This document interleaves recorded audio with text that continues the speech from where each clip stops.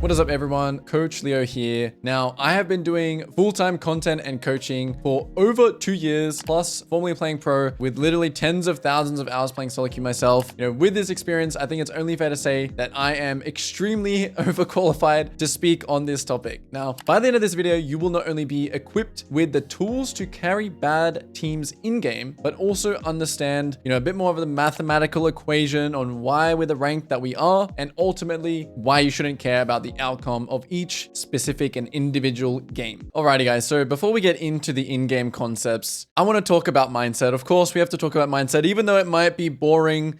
Maybe the things we're going to talk about in this part of the video you've heard about before. However, it is extremely important, before we even get into a game, that we have the right mindset to, when it comes to these games that, can be a bit harder, dealing with inters and things like this. And something that really helped me more than anything else, just like some of you guys that may be struggling, I still to this day struggle, right, with mentality and SoloQ. And the number one thing that helped me is just this question of how do I want to use my energy? Now, you may be wondering, what do I mean by that? Okay, so for example, if I use my energy to type and argue with teammates, this is going to take away from my mental stack. This is going to take away from my focus in the game. If I do things like blaming my team, again, this is just something that I'm thinking about that is not going to really help me win that game or improve, okay? So, all these things that are coming up here, thinking about winning and losing, okay? This is a really big one. If I'm thinking about winning the game, I'm going to maybe make decisions that are, oh, if we don't get this dragon, I have to, do this, or, oh, if I do this, I'm going to lose LP. Everything that is basically stopping you from focusing on the decisions in the game are going to be, it's going to lead to basically, you're going to have no mental stack, you're going to have no focus, and as a result, in the end, there is going to be no improvement. So you will stay the rank that the game has put you basically forever. And, what I want to change in that mindset is I actually want you to be selfish with your energy, okay?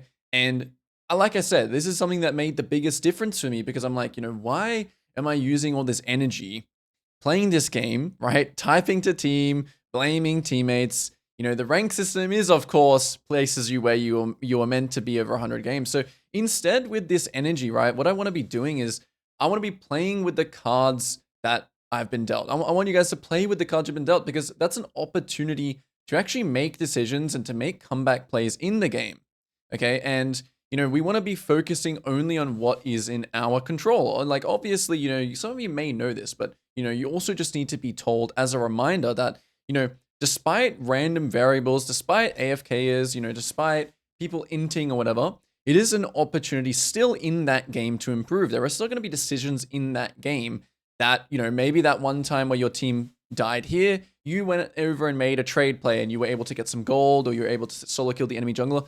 It is an opportunity, okay? Every single game. And obviously, you want to stay present. You want to reflect after the game, not during. And of course, again, this keeps your mental stack in the present in the game, which is super important, because your mental stack is everything to make decisions, okay? And so, yeah, ultimately, if you do these things, this is going to lead to improvement. Again, improvement is going to lead to consistency and climbing. So, this is just going to be a very quick thing, this mindset. What's the conclusion on all of this, all right? So it is very frustrating, okay? The game is and can be extremely frustrating. I know this better than anyone, okay? But the thing is that you do not need to win every single game. This is a big, misconception that people will come and I'll even see it in my YouTube comments like, oh, what do I do if this happened that game and I had 5 people running it down. At the end of the day, you are not going to have games, right, where people are just trolling you on purpose for 100 games in a row. This is the idea. This is the math equation of the game where, it's very common as well that we focus on when our team is inting. And, we forget about all those times where, the enemy have someone running it down. And it's really important that you actually think about those moments where the enemy is also running it down, and those wins where your team is playing, amazingly. It's like T1 in their prime. You need to remember those games, and you need to realize that, my rule is the 15-15-70 rule, right? 15% of games, 15 out of 100, you're just going to have people running it down. You're just going to lose. 15, you're going to have, just free wins, which usually you're going to forget about, and you're going to think you played amazingly. And then, you know, 70 of the others are really those control games where you can have a significant impact, okay? So yeah, every game is an opportunity to improve despite bad teams, inters, FKs. You know, every single game you can learn something from. I do reviews every single day. And you know, sometimes I'll just do a review and I'll say, hey, you played pretty good this game, despite all these bad variables. This is one or two things you can take. And you know, it's really important from these games that you don't try and change your whole world around jungling. You don't try and think, oh man, I lost this game and the enemy jungler ganked everyone. So next game, I'm just going to gank everyone. And next game, I'm just going to, you know, throw everything out the window. I'm going to play a new champion. I'm going to play Rexa. I'm going to gank everywhere. Okay, it's also really important that you don't do that. And sometimes you just need to think, could have played that skirmish better, could have had better tempo, could have smite, or could have, whatever it is, it can just be a small thing, okay? So every game's an opportunity to improve. You don't need to have, you know, a 10 long list of things that, you know, you just need to think, oh, what's the biggest thing I can improve, you know, over these last 10 games maybe. And you know, we are looking for a positive win rate. You know, we're not looking for a 100% win rate. I said this just before, but you know, if having a 55 to 60% win rate is really great relative to your skill level and your rank. So, you know, you really don't need to compare yourself. You know, I see this a lot as well. People comparing, oh, you know, but this guy can go from unranked to master, or unranked to diamond, or whatever it is. And, you know, and how do I win these games, right, that he is winning? You don't need to win every single game. You don't need to win games that a challenger player will win. You just need to take a few things from those games, a few situations, a few decisions that then you can apply to the next game and the next game and the next game and all of those control games that I just talked about. And so this is where we'll wrap up this mindset portion of the video. I wanted to keep it quite short and sweet before we move into more exciting things, the in-game concepts that I'm going to be sharing with you guys. Just quickly, I wanted to talk about the Jungle Academy. If you are interested in daily group coaching sessions with me, having your VOD reviewed by me or by other challenger coaches, the links will be in the description below. I think the Jungle Academy is a really, really great resource, as well as, you know, having all the guides, the champion guides, and the VOD library. You know, overall, it's just a really, really great community. It's great to be part of, you know, a whole group of people who are trying to kind of go for the same goal, trying to achieve the same thing. So it's, you know, it's a really, really great place to be. So I hope to see a few of you guys in the Jungle Academy. Alrighty, guys, jumping into the review now. I just want to quickly preface this by saying, you know, this is going to be pretty in-depth. This is going to be laid back, minimal editing. We are going to be talking and explaining the decisions in regard to playing from behind, carrying bad teammates in great detail, okay? So, you know, as you can see, I'm playing Viego in this, you know, high diamond master tier game. I'm also going to be talking about some other fundamentals as well. I'm going to try and structure this video round by round. So each round, you know, some concepts will, you know, apply, you know, the same concepts. But yeah, we're going to be talking about pretty much everything that happens in this game. For this first round, you know, as we can see, I'm playing Viego in a game where, you know, fundamentally, guys, the thing that you want to always ask yourself, you know, when you hit the tab screen is just where can you get a kill, or what gets me the most gold and XP as possible. So in this game, double enchanter bot, double ignite top. This has nothing to do with, you know, some people also ask me, oh, this season should I part bot? This season should I part top? No, it's the same thing. You part to wherever you think the action will be, the volatility will be. Also, something to mention in this game is that mid lane is another volatile lane, double ignite. And so in this game, I've chosen to do a Raptor start. Now, this is not Viego specific. If your champion can start Raptors, you know, this would be great in this game. It allows me to go top side. It allows me to cross back through mid. So that's the reasoning for this path. But the main question, of course, I'm asking myself here is just, where can I get a kill? Or what gets me the most gold and XP? 8 camp as well for Viego is obviously really, really great because it gives you that axe, that 1200 gold axe. And so, yeah, the early game in this first round was very, very standard. I cleared 2 topside, and, you know, the first thing in terms of, you know, obviously my solo laner, top laner dying once here is not, you know, the be-all end-all. But as you can see, the decision that I have to make here as my solo lane dies and as I skip ahead is still, you know, the same thing we always have to think about, which is, you know, should we compensate? Should we go for the top kill here in terms of, you know, what should we do with our decisions here? And I thought that this first run was a pretty good example of, okay, well, we posture to try and get the kill, right? We see, is he going to take the wave? But he takes the wave a bit too quick, right? And this decision, you know, a lot of the times we'll feel pressured to go and trade something back just because our top laner died, because he's low, etc., etc. And of course, you know, this can be quite bad because, as I said, I started Raptors, right? So if I go for this compensation play, already I'm making a decision that may cost me my Raptor camp. And even though it is just a Raptor camp, you know, this is just a prime example of, okay, we just shouldn't compensate, right? We just, okay, that's it. It is what it is. Now we see Diana on the bot side. We have her pretty well tracked now. And you know, this first round is just all about not compensating, right? Not compensating for someone dying. You know, we go for a ward here. And another thing that you want to keep in mind is that we don't compensate and we keep good tempo. You know, we don't waste time going for plays that don't exist. And of course, you are going to, you know, you're going to experience sometimes where you're not sure if a play is a play. And that's something else I'm going to touch on in this video, which is, you know, you do need to, you know, for example, if I thought that I could kill Garen, there's no problem with going and trying to kill Garen. But as I said, you know, in the mindset portion of this video, you know, we need to learn from that instead of blaming the Aurelia for dying or something like that, right? You need to go, oh, I didn't have enough damage. Oh, he still has flash, etc., etc., etc. It's just some small fundamentals here, right? You know, now that we have Diana tracked, I actually pinged this a little bit late. But because we have Diana tracked here, you know, we know that Diana is going to the top side, right? And so, you know, just as simple as, you know, getting some pings out. This is just more fundamental, not really to do with, you know, but, you know, I guess this is also carrying your team. You know, you really want to be able to track the enemy jungler, not only for yourself, which you will see in this game. We punish that Diana because, you know, we know what her pathing is. We track her camps, we track her tempo. Okay, so this is round 1 complete. We immediately base here. We don't look for anything extra. And now we're going to be pathing, obviously, straight back to our spawning topside camps. So the second round begins, and heading out to the top side, you know, we can see there's some action happening with the Garen and with the Diana. And Diana says, you know, overstayed her tempo a little bit here. You know, she's wasted some time.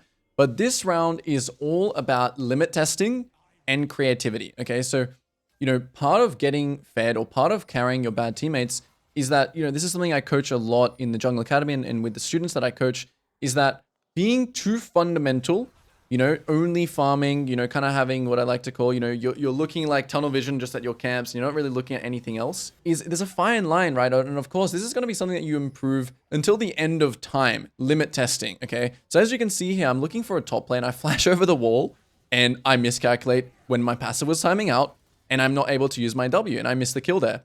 And so that play, if you're looking at it, you know, and reflecting on it, you could think, oh man, I'm so bad, I wasted, like, I'm so bad, why did I do that, blah, blah, blah, blah, blah. But these kind of plays, I'm going to give you the pass. I'm giving myself the pass. These are very, very important plays to go for, because if you don't try, you'll never know. And, you know, you may, in some situations, and I'm not telling you to just run it down, right? If you think that you can win, you go for it. Or if you think that you can kill, you go for it and you learn, okay? So, you know, what you're going to see next in this second round is something that will pay off when you do test limits. And, you know, a little bit about Viego, but this is any champion. This does not matter what champion you play. You need to know your limits. You need to know how much damage you can do. And the next part about this clip is about a little bit about creativity. Okay, so, you know, before we get to that creative part, why do we skip camps here? Okay, obviously because the Raptors have not spawned in 7 seconds, but this is what I mean as well. You want to be able to contest things that are neutral, okay? So, and you also want to make sure you're using your time up as best you can. So you see us walking into river here. We're using our sweeper. We're making sure we're not seen. We see the scuttle here, and this is all about using up your time as best you can. I don't want to see any of you guys waiting at this Raptor camp when you could even just be, even if this wasn't about scuttle, even if you were just sweeping some vision here, okay, you want to use up your time as effectively as possible. This is one of the, you know, most important things as a jungler, is that you use your time and your tempo as effectively as you can. Okay, so we take the scuttle crab here, and, you know, my camps are up. So, you know, if you know anything about my videos, camps up, camp down, regular tempo versus spare tempo. If there is nothing else to play for, you just farm, right? Now, immediately I see Diana, okay? And as you can see, I immediately turn off the camps. And this is a concept that I like to call a click and pan, okay? This concept is, if you see something, right? Something is happening. The idea is that you want to react before you analyze, okay? And that sounds weird because, you know, we just talked about using our time effectively. However, in this situation, if you can see the health bars, if you can see this, you know, you want to click first. So right click and then left click, okay? So my right click makes me path here, and my left click moves my camera bot. The reason why we want to analyze as we're running there is obviously just in case something happens. Diana overextends and chases. something like this, okay? Now, as we analyze, and if our team just instantly dies, we'll just click away. We'll just click back to Krugs. Okay, we wasted 3 seconds walking here, but those 3 seconds in the opposite fashion, if we walk the other way, could mean the difference between killing Dinah or not, right? It's low risk, very high reward in terms of our tempo. So we immediately click and pan. We click, now our character is running, and we pan. This is one of the best things that I like to teach players about information gathering and about making sure that you are not missing potential opportunities. So as you can see here, right, my team is low, and I'm not even running to save them, okay? So very, very important as well in this second round is that we're not looking to save our teammates. Now, obviously, if, by killing the enemy, we save our bot lane, that's okay. But look at the pathing that I'm making here. I'm not making this pathing to save. I'm making pathing to get to this bush to potentially kill the enemy when they overextend, okay? So super, super important to think about. Instead of pathing towards saving them, I'm pathing in this bush. And as you can see, I'm still not showing. Maybe actually, did I show there at all? I don't think I did. No, I never showed here. Okay, Janna, no flash. I'm still not showing. Okay, still not showing. Still not showing. Now, Katarina's moving bot. Oh, uh-oh. So you might be thinking now, oh, I need to save my team. I need to get out. I need to try and do something. But this is where creativity comes in, okay? You need to be a creative player, especially now, this entire video is going to apply to every single rank, but especially when you get to Plat, Emerald, okay, maybe even Gold, but you need to start thinking more creatively to have an impact in these kinds of games, okay? Creativity, obviously I'm not really in any danger here. As you can see, I'm still not reacting in this clip. I'm still not reacting because guess what? Guess who is my target? Guess who I know for sure 100% that I can kill? It's Janna, right? Because she just used flash. The Smolder, I don't know, right? The Katarina also just used flash, but look here. We're just waiting, okay? So be patient. Don't compensate. Don't save your teammates. Play for the kill. This is how you're going to end up being able to carry the game because you're strong, okay? And that's the goal for every single jungler in every single game, or every single champion in League, to be honest, is to be as strong as you can so you can influence the skirmishes, so you can influence the team fight, so you can influence the objectives, and ultimately have a big enough impact to influence winning the game. So just a little details about creativity. This is not something that I do every single game. This is very, very specific, right, to that situation, to that game. But the idea is what we just talked about. Okay, so now look here. Why do we not base? Why do we not do, because our top side's not spawned yet, right? And because, if you're next to camps here, right, you just want to, honestly, in season 16, basing, if I killed the Janna up here, I probably would base. But obviously we just go back to camps here because they're up. And yeah, we want to have a better buy. The only other thing as well is that you want to try and time your tempo for some kind of advantage. So some kind of objective. And in this case, the grubs are spawning in 30 seconds, right? And, in the next couple of rounds, we'll talk more about the idea around objectives and the idea about maintaining your lead. But this, kind of wraps up round 2. I take Raptors here. And now we base, you don't need to be exactly on time to objectives either, okay? Ultimately, you just want to think about what's good for you. All right, so we buy up and the third round has begun. And immediately, as you can see, our top laner is being ganked. However, the most important detail here, right? And also our mid also died just before that, right? So our mid dies here and then our top dies here, okay? The most crucial thing is not the fact that our team died, okay? A lot of people will immediately think, oh, my team is inting again, right? There's nothing I can do, okay? And this is very common when I coach people.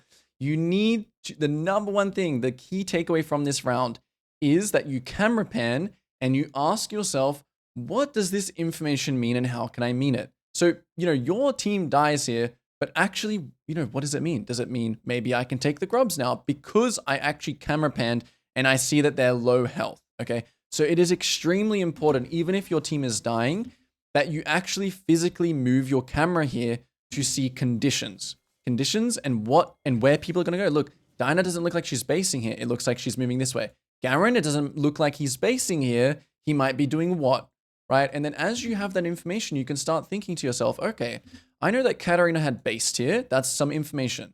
I know that Garen is low, and I know that Dinah is also low. And my condition is very, very good, okay?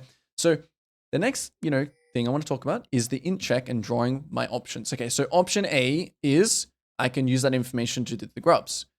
Option B is I can kill Garen if he pushes the next wave And so what I like to call this is, I like to call this an int check. Will he int? You got to remember, guys, your team is dying, your team is bad, but the enemy are just as bad. Okay, please remember that the enemy are just as bad as your team if you keep a neutral, objective mindset. Okay, so I'm like, okay, this guy is super inting. And I actually should have postured for this. I didn't actually expect this guy to int that hard. Okay, another thing in the chat. Okay, Garen, no ignite, no R. And small thing about execution here. Viego players, you need to hold your W. Okay, so many times I coach Viego, but even if you're playing Xin Zhao, Jarvan, whatever gap closer you have here, please hold it. Okay, walk up. If you can ever walk up to someone and just auto attack them and smite them, if you know they have flash, you need to do that. Okay, so don't press W, don't press anything, just walk up, QW, block him off. This ensures that if you press W here and he flashes, you don't have to use your ult. Okay, it's all about min-maxing, but this is just execution fundamentals, ganking fundamentals. Only use your gap closer when needed. Okay, so again, we utilize the information top. We do the int check. We know that, we hold this, even though this guy died, I'm holding his wave, And next thing here, look at these pings, okay? So these pings are not aggressive. They're not all spam pinging. They're not anything. They are simply asking my team, hey, by the way, I'm doing the grubs here. So if the enemy Diana shows up, if the Garen TPs, if the Katarina starts moving, then you can either come to the fight, right? You can either move or I will adapt to you. So the first step here is ping your team. The second step is adapt to what they do, okay? So I'm on the grubs here. I've done my pings. Mid gets ganked. So again, we do the camera pan. And now this is where it's going to be a hard decision. It's going to be a hard decision. Okay, this is, jungling is not always going to be super, super easy. You have two options. Do I run to this guy and try and save him? Or do I run to this guy? Or do I continue taking the grubs? Okay, so the thing that you have to think about here is, can I get a kill? If you think that your team or your laner or whoever it is going to die before you get there, you don't. You just stay on the grubs, right? If you think that you can make it here and you can get a kill, then you can move. Okay, in this situation, I concluded, hey, by the time I move there, I already used my E on the grubs. By the time I move here, it's not going to be, it's low percentage play. It's, to me, I deem it less than 50% chance that I'm going to kill anything because I think that either my Katarina or either my Akali is going to kill Katarina or she's going to die. Either way, I'm going to be there too late. So this was my, so sometimes it's just about your judgment. It's just a judgment call.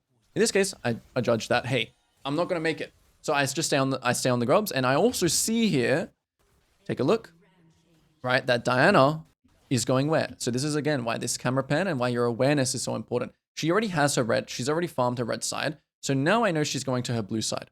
Okay, and I know she's going there now. And this is, again, about information gathering. This is, again, about, what's her next move going to be. So immediately here I have Kraken, okay? And that's why I've decided to not, in this case, go back to my blue side camps as opposed to before. Also, I have Kraken, and when you are strong, you want to match, okay? If you've seen any of my fundamental videos, match, trade, minimize. This is going to be important for this review because when you're behind, you're doing a lot of minimizing and trading, which we're going to talk about when we get there. But in this case, in the early game, I'm actually strong. I'm doing, I have Kraken at 9 minutes, so everything is good. So here I want to match her on bot side because I have camps to do. Because potentially if she starts Dragon, we can contest. And I want to be there to fight. Given my team is also there, I'll always adapt. Yeah, but the main reason, honestly, is that if this was not spawned yet, or if I wasn't going to make here, if I was going to wait around for this, I would probably just do, I would probably base and just pile top to bot, and I wouldn't really care about Dragon. Just in case you're wondering that little question. But since I can be here now, I want to be. Yeah, the last small reason is because I also want to end up pathing towards top. Okay, this is just a bonus. I'm not going to force this, but it is a bonus. Okay, I want to path to top again because top is winning. Top is where I'm getting kills. Garen is playing like a bit of a monkey. So I want to path to top. So the fourth round has begun. We're running at a base. We're super strong. We have Kraken Longsword. I bet a lot of you guys thinking right now, hey, let's go start this dragon. Let's go force a fight. Let's go do something. Incorrect, okay? When you are ahead, it does not mean you need to force things unnecessarily. You need to maintain your lead. So just like we're playing before, we're playing off the map's information. We're playing off what's happening on the map. And, small little thing here again, use your teammates as a resource. I'm pinging this guy. I'm pinging, hey, go ward the dragon for me. This is what you can do. If you know how to use effective pings, you can tell people what you need. And of course, if this guy doesn't ward it, am I going to walk over there and be a bodyguard? For sure I am not. If he wants the dragon, he can take the dragon. I'm not going to waste my time. Obviously, I have a little time actually in between here where I could check it. and I could sweep, and I actually I actually do wait for Raptors here, which I just said before is a no-no. I did posture a little bit mid, but this round is all about maintain your lead. Okay, so I don't see anything right now. I'm not seeing anything, and I have all my camps up. So just like when you're even, just like whenever in the game, right? I don't see any high percentage plays, so I'm just gonna farm. Okay, I don't see anything guaranteed. I don't see starting this dragon as a guaranteed play, right? Whenever you think about objectives like this, like dragon, you got to remember that if you're the one who starts it, it's actually 4v5 because the dragon is smacking you. Okay, so first time I actually react here, and I actually react to nothing. This was actually a mistake. This is me, I wouldn't say compensating, but I would just say having a misjudgment on, you know, I immediately did the click and pan, and instead of actually walking here, I should have just, you know, gone back to my camps. But I was kind of expecting the Katarina to maybe jump in an int. So I was doing a little bit of an int check as well. And I end up picking up some CS mid, whatever. Okay, so the real thing here, right, is this decision right now. Okay, so this is where the match or trade fundamental comes in. So you want to match when you're stronger, not just individually, but as a team. You want to match when you're stronger. Just like before when we recalled and we wanted to match the side that Dinah was on, we want to match when we're stronger, okay? So here we actually want to trade, okay? We want to trade because we are not stronger for this dragon, because my team died, because my Akali is low, because they have so much pressure over it. And this is one of the most important fundamentals, the most important concepts when playing from behind is knowing how to cross map. Another word for trade. Okay, trade, not trading HP in lane, not not a laner term. Trading when the enemy does something, you do something on there. So even though there was no camps up here, I mean there was Krugs, right? It's still the idea that we want to trade. Now, one actually big error I made here, guys, is from the previous round that we just learned. I should have checked the conditions of the enemy bot lane. Now, in this situation, I think it would have been very unlikely we fought this because I knew Katarina was full condition and I knew my Akali was 1 HP. But still here, sometimes even when your team dies, you can still match if the enemy bot lane is also very low. Okay, so you can see where that idea of checking is still very, very important here. So anyway, we trade, right? We go into the top side. His top side camps are spawning. We also know his top side is kind of spawning because the previous round, remember, he was ganked top. He cleared from top to bot. So we also kind of know that is a great time to take his top side. Now, for Diana, right, if I was coaching Diana, now I'm not going to go too in-depth into this, but I would say for Diana that this is an error in terms of he should actually be going for the bot play and keeping good tempo and going to his top side camps. Now, obviously, it's a decent trade for him, right? But it's just like, I think he could also get the dragon still and still have his top side camps. So the last thing when you're on the cross map, right? And the last thing you really need to look at is your proximity lane. So as I'm taking these camps, right, I'm trying to figure out when am I going to go potentially to kill Garen. So I don't know if I did it here. I don't know how many camera. Yeah. See, look, I'm looking at when I'm going to go top. And so, you know, here it looks like, yeah, no, potentially we can dive. So this is a decision that you really want to be able to look at. And I'm just thinking here I can do Raptors first and I can be a bit greedy. I also like to call this letting it marinate. Okay, I don't want to go here right now because it's not ready yet. If they were both in lane right now, full HP, I wouldn't want to go there yet because if I go there and I show, then, you know, the enemy team will be notified and then Diana will cross here or base or I won't get his top side camps. So you also want to try and get the max win, okay? So we're trading, we're looking at the proximity lanes, we're thinking about when we're going to go kill top. I actually was a bit late for the top dive here, so I actually shouldn't have. I actually should have dove him on that wave. I did not have enough time for Raptors, which was a mistake. But my Aurelia solo kills him, dives him, and then we stay on the map because, again, our bot side is not spawned yet. 38 seconds. We still have time to farm here. And so we farm. We don't look for any extra plays. We don't look for any extra time wastes. We know that this is over. We don't go top here when we see Katarina. We just simply farm, we base, and we keep good tempo because our Krugs are spawning in 15 seconds. So as you can see, this round is all about maintaining, accepting reality as well, right? The reality is that the enemy team gets the dragon. So we trade, we look for the cross map, we kill Garen, we take his top side camps, and then we keep good tempo when our bot side camps are spawning. All right, so here we go, the 5th round. So now we're going to be basically just, you know, the concepts that we've talked about so far is just going to be rinse and repeat during these rounds. You're going to see a bunch of different concepts in this round from the previous rounds. The main ones to look for are, you know, being a bit creative potentially, but also maintaining your strength and playing to the strong side. So once again here, you know, it's going to be all these concepts combined in this round. First thing, I see Diana basing. Second thing, I'm reading body language and I'm seeing if this Smolder is going to go for an int check. We're doing an int check on Smolder, okay? So that's the main thing. Even though my team dies, I'm gathering information. I'm saying, okay, what are they going to do next? I see that I have Seraphine ult. So another bit of information here. I have Seraphine ult coming up in a second on this bot side. So I'm thinking, okay, if they hit tower here, I'm really strong. I have flash, I have ult, I have everything ready to go. As long as I take the pathing and, you know, I don't go try bush. So this is a creative play that we're going with because of the information that we've just seen, okay? So you'll see here that the play does not go as we thought. Seraphine uses everything, misses, whatever. So in this occasion, we actually waste time here. That's the thing about, you know, these situations. Like sometimes your guy's just going to miss his abilities, right? And that's just what you're going to have to deal with. That's what you're going to have to accept. But the idea is still, in my opinion, still okay, still good. I know that my bot side camps, and you know, you could say there, hey, you know, your bot side camps are up. Why don't you just do your bot side camps? Because there's also this thing of like, I know that the Diner is not going to be able to punish me. So this is like low risk again, very, very high reward. Okay, low risk, high reward, even though I have camps up. So you want to play to that creativity. You want to think about those, you know, obviously you could also say that I lose top schedule because of this, potentially, right? There is always the best play in League, okay? There's always the best play that's going to be, okay, how many games do I kill the enemy bot lane with that play, right? How many games do I kill them? Is it 60 out of 100? Is it 50? And there's always a correct play in League. It's never black or white. It's never just farm. It's never just gank. And so, you know, the rest of this round just plays out as tracking Diner. It plays out as maintaining my lead, so not over-forcing anything. And also, like I said, that idea of playing towards the strong side. So here I have a little bit of spare tempo, what I like to call spare time. I can use this time however I want. And in this case, I decide to, usually what you want to do with your spare time is look to go for a gank. Even if it doesn't, you know, even if we don't kill Garen here, I want to maybe force him off the wave. I want to deny him. I want to check the enemy Krugs. I want to burn his flash. I want to, you know, I want to deal some damage here in terms of my spare time because I have nothing else to do. Okay. So I'm just posturing here for the dive. Aurelia takes a good trade. We ping on the way. Small execution things here, you know, around Garen. This champion is very scary. You'll see that later in the game as well.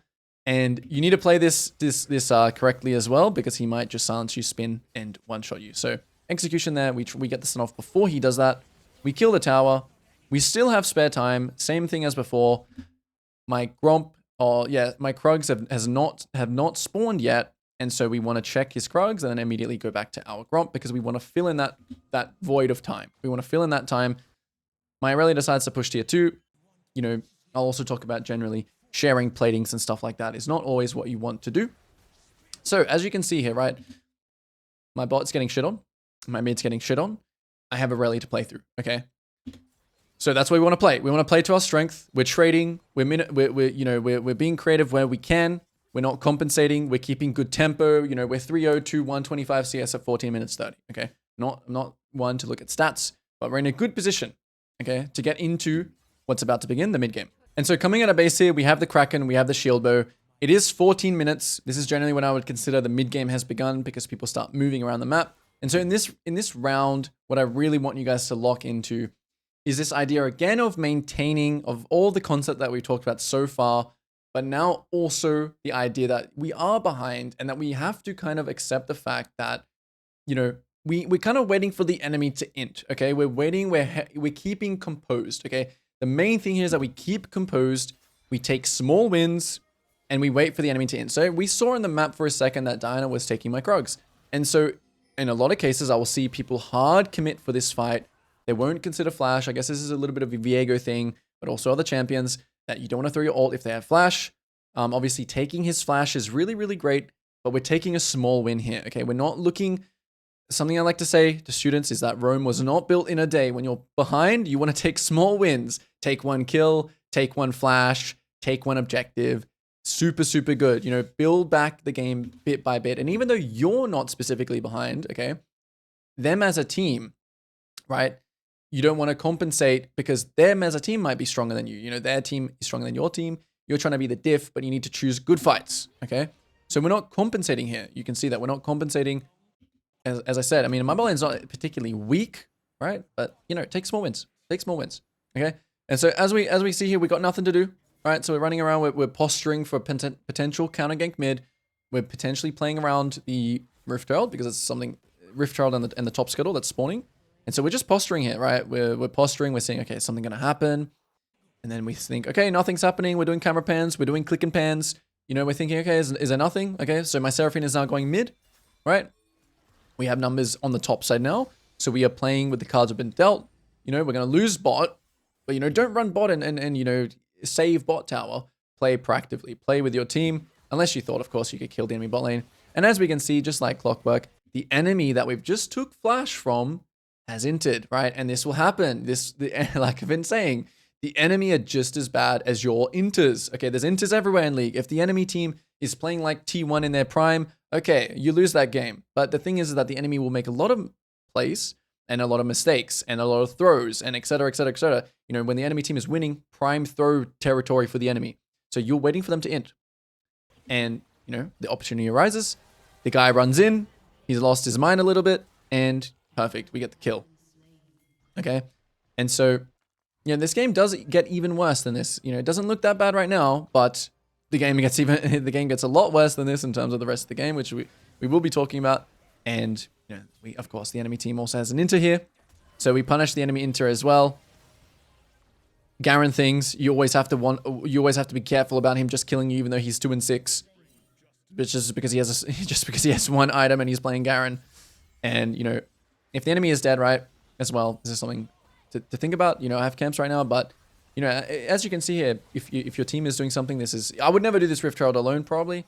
But, you know, we decided to take Rift Dip because we killed the enemy. It's great.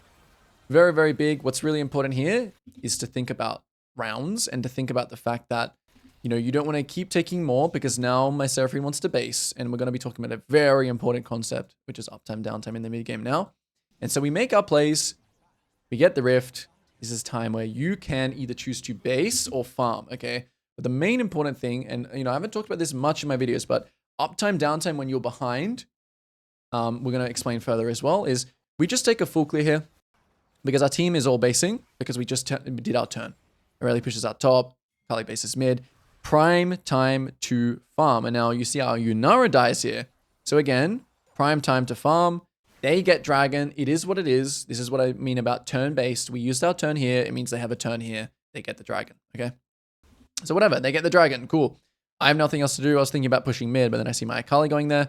By the way, you never want to take waves away from your team when you could also be farming. So for example, if my Aurelia was going top here, and I have nothing to farm, yeah, I'll take the mid wave. But if my Aurelia can get mid wave and I can get Krugs, then I still want to do that. Even though he's a little inter, he's dying, he's getting solo killed. At the end of the day, right, you want to have as much gold as you can on the map instead of just in your pocket, okay? Yeah, of course we're playing for ourselves, okay? But for the outcome of the game, we want ideally everyone to have gold if possible. Okay, so we pause right here before we get into the bulk of the mid game. The most important things that I want you guys to think about, okay, in the mid game, in this situation where you want to 1v9 the game, the biggest thing is accepting reality, accepting the cards you've been dealt. You'll see this game, my team is just perma-inting, perma-dying, perma-getting caught. And, you know, that idea again of trading, that idea of not compensating, and ultimately you're trying to maintain your strength, your agency to be able to carry that fight that is actually fightable, or that is actually winnable, okay? So you're trying to avoid all the bad, and you're trying to be involved with the potentially carryable. And obviously, again, that is a hard skill, that's a hard judgment. So, for example, right here, you know, usually I talk about uptime, downtime. In a game where you are losing or your team is losing, that is much harder to do, but the same principles apply. When your team have pressure, you want to be trying to pressure something, which is usually going to be trading something, or you want to be having downtime, which is when your team is inting. You just want to be farming, right? Farming what you can, doing what you can, maintaining and just waiting for the right chance. Okay, so as you can see, why did we just immediately base here after the Krug? So obviously I have a lot of gold, but even more than that is the fact that our Yunara is dead. So when someone gets caught, right, in this situation, if I were to play uptime here, if I were to play around my strong Aurelia, if I was trying to back him up, right, the problem is that they just have more numbers. Katarina is already here. My mid laner is here. So you just gotta, even if it's your strong lane that you want to play around or the guy that you want to play around, you still need to just let him die, okay, and see what you can do. Now, just like my Aurelia died, guess what? Their team can also die. So after I take the Raptor camp here, after I take the red buff, guess who's back once again? Dying, okay? So as I've always say as well, you have inters, so do they. But the thing is that sometimes when we do all those plays earlier and we compensate, sometimes we're just not even strong enough to kill this guy, right, in a game. And you know, sometimes you won't be strong enough to kill the guy, but You're also just trying to punish their inters as well. You're doing what you can, okay? So here, some spare time. We're just going to get some vision. Again, once again, right? You really want to think about syncing with your team. We see the Seraphine basing. So if you know, the enemy team if the enemy jungler showed up here, I would be immediately running away. I'd immediately just run away and say, okay, your scuttle, it's all good. Because I'm playing for the potentially winning fight. I'm not going to lose the game over a scuttle or give my bounty over a scuttle. Okay? So here we just, again, we are chilling until our Gromp is up. Our Gromp spawns, we immediately go and fight it. And we immediately go and farm it. Why do we do that instead of getting vision here? Because you are on the losing side. You don't want to also, something that's very, very important, especially when you play carry junglers, you don't want to be the guy that's sitting here hitting a pink ward, getting the engage or getting, you know, all the enemy's abilities are blown on you. You want to be the guy cleaning up. Okay, it's really important no matter what carry you play. If you're playing Kindred, Graves, Viego, like even Diana, I would say, if you're trying to carry the game, you need to come to the fight as clean up. You know, not too late, not too early. Okay, you don't want to be the guy that's getting engaged on, but you also don't want to miss the fight if it's potentially winning. So we just farm here. Okay, we also have camps up, so I don't want to be hitting a pink ward when we could just be clearing camps. Another general thing, right, is that, you know, when you're in a losing game, if I hit that pink ward, if I get chunked out, what ends up happening, or what I've seen a lot of students, what happens to students is that they get chunked out here, they lose the fight, they lose the 4v4, and even if they don't die, they're going to lose all their camps. And that's where you really start to fall behind. You start to fall behind because you take bad fights, because you're fighting over vision unnecessarily, and you're not accepting reality of the game, which is that you lose the 4v4 topside. And so, of course, we just farm, and we look, and we think, oh, Seraphine's caught. Okay.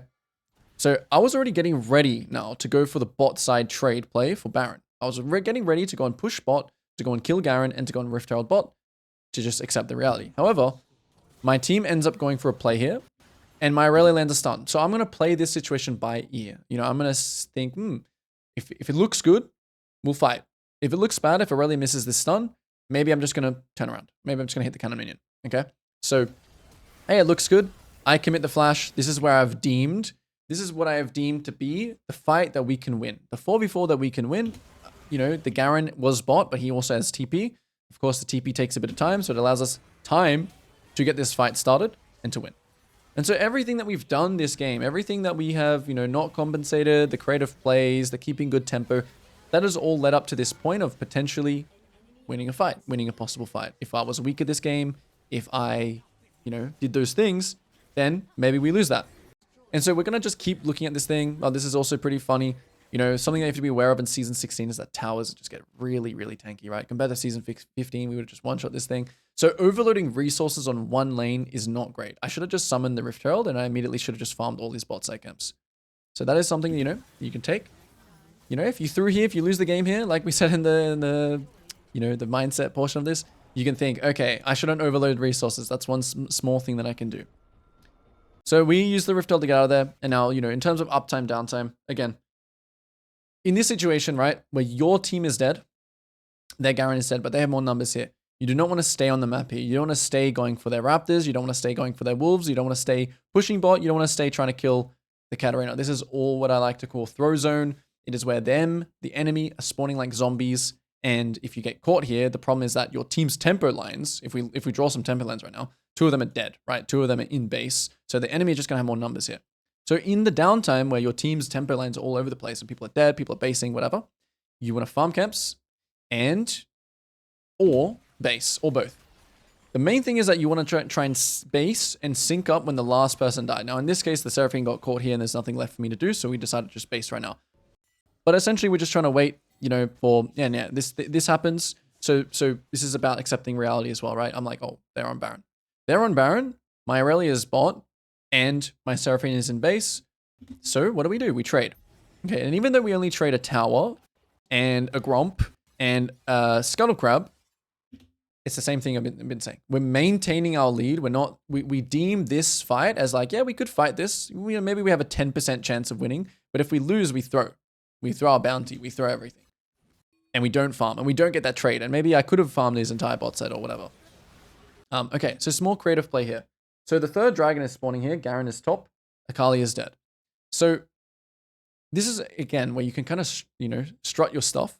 This is where you can think, okay, because I made this move before, because I know that they have no vision here, because they were on the top side, we can make a trap in their bot side because we have control of this side. So this is all about having control. This is about making a creative play. Janna was kind of thinking about it. She uses Tornado, but she still face checks my W. And we get the kill. We make the diff. If we weren't as fed there, maybe she's able to live. Maybe I don't do as much damage. You've had it all before. Okay. So then we go back to the dragon. No, we don't go back to the dragon because they're still contesting. This is something very, very important about objectives in general. If you are on an objective, you've basically deemed it that you think that you're stronger than the enemy. So you're either going to start the dragon and turn, or you're just going to kill them when they already walk in. And so that's what we're doing here again. This is all translating our lead to an objective. Okay, this round is exactly just translating our lead to an objective. And also Aurelia is now here in the fight, so I'm a little bit more confident in going for these fights and going for these actions. And now, nothing more we can take, so immediately just base. It is now downtime. Downtime, downtime, downtime, downtime, downtime. Okay, we should buy a little bit faster too. It was a little bit AFK. Downtime, and now it is going to be uptime. However, once again, right?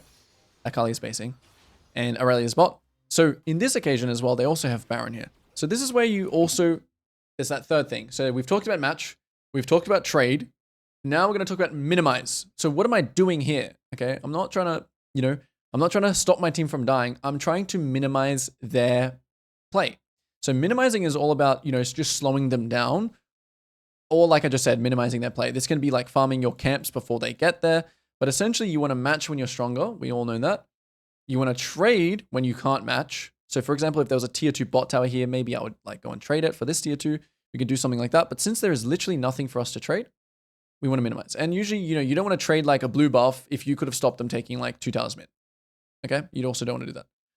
Okay, but sometimes your team will be dead. Okay? Your team will just be dead, and you're going to lose those towers anyway, despite you being there. So then you should trade, if that makes sense. But in this case, me being here stops them from, I'm minimizing their play. We go back to farming. We get some vision here. We see Aurelia rotating. In check. Okay? Watch again. Let's see if you guys can see it. Look what the Garen is doing. Where is his character going? He's going forwards. Even that small little fraction of him going forwards, this is what I like to call it int check. Check. If he's going to int. This is also about protecting waves, and this is also about playing uptime. Okay? This is also about my team is pressuring here, so I want to protect waves and I want to pressure something. If they get ganked mid, I want to kill Garen. If Garen or Aurelia was bot here and he gets ganked, I want to kill mid. It's about pressuring when your team has pressure. It's also about getting vision on the bot side. Getting vision of a side is also something that's just important to do. It is part of uptime. So we kill him. Cool. Big. Translating our lead. Protecting waves. Int check. My Aurelia decides to go in again. So once again, I'm playing it by ear. I'm not like super just W alt fully going in here. I'm not losing my mind here. A little bit about Viego's that, you're just playing for a reset. I even messed this up. Don't get the reset. And we end up winning the fight anyway. Seraphine lands a good ult. Perfect.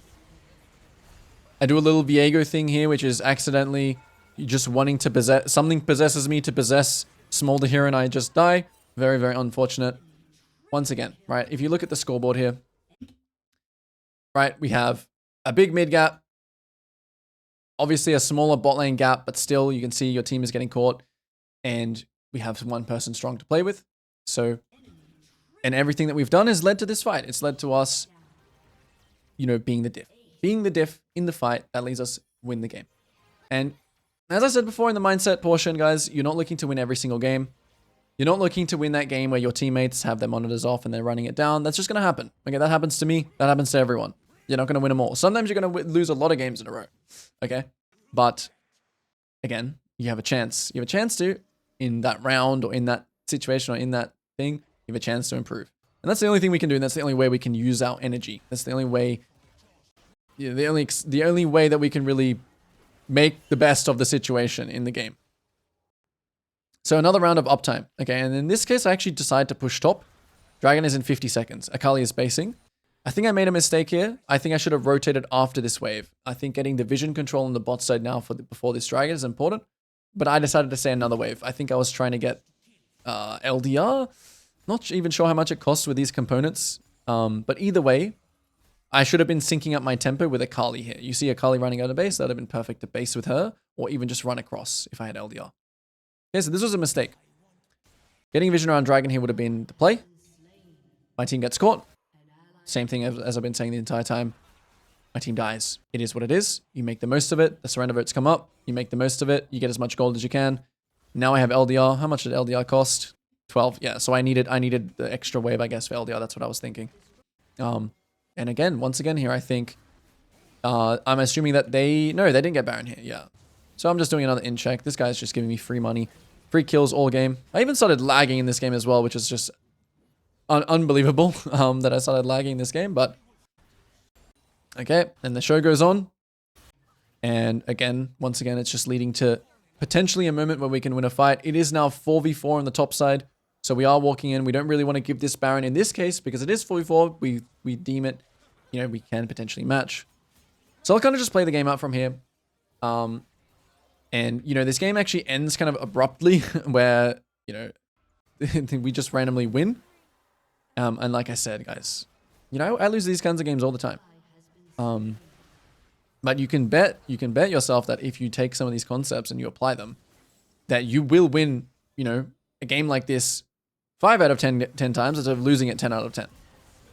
Because like I say, as you can see, the enemy decided, because the enemy also have inters, that they decided just to run it down into us instead of playing properly.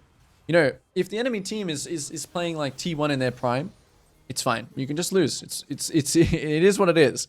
But I can guarantee you, the enemy is just as bad as your team. That is the one thing you need to remember. The enemy will make mistakes. You need to be strong enough so you can punish them. If you're not strong enough to punish them, then yeah, their mistakes won't even matter because you can't punish them. So the game ends here. We kill them. They make a mistake. You know, I maintain the agency, which makes me have 4 items, which makes me be able to 1v1 the Katarina at the end, which I think played a big part in terms of winning because I was, you know, it was kind of a battle between me and Katarina carrying. And in the end, you know, we ended up winning. So if you were able to take something from this video, I know this was a little bit longer and a little bit, you know, more in-depth. But if you were able to be here until the end, until right now, I salute you. And if you were able to learn anything, leave a comment down below. Consider dropping a like, consider dropping a sub. And I'll see you guys all in future vids. Peace.